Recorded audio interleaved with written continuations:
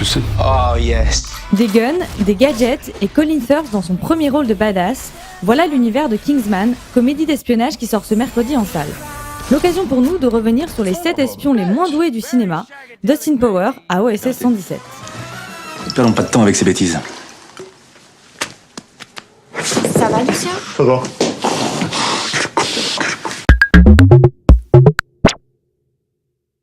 On commence avec Casino Royale, la première parodie de James Bond sortie en 1967. L'acteur David Niven y interprète un agent 007 à la retraite.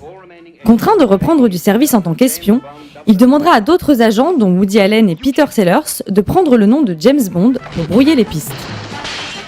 L'homme qui en savait trop peu, film réalisé par John Amiel en 1997, reprend le titre d'un célèbre film d'Alfred Hitchcock. On y retrouve Bill Murray qui devient agent secret malgré lui. Croyant jouer une pièce de théâtre, il est en fait au milieu d'un complot visant à rétablir la guerre froide.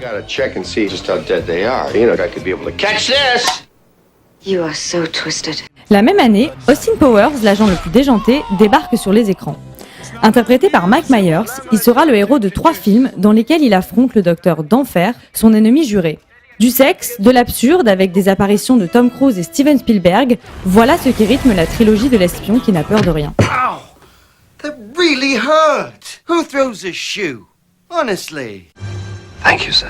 Quand Mr Bean devient agent secret, ça donne Johnny English, le pire espion britannique du MI7. Il sévira dans 2 films en 2003 et 2011.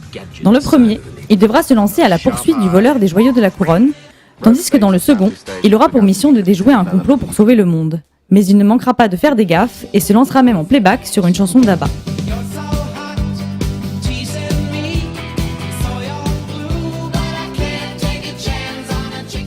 My name is Charles Hirsch Barris. En 2003, George Clooney réalise Confession d'un homme dangereux, un film basé sur l'histoire vraie de Chuck Barris, producteur télé et agent secret pour la CIA.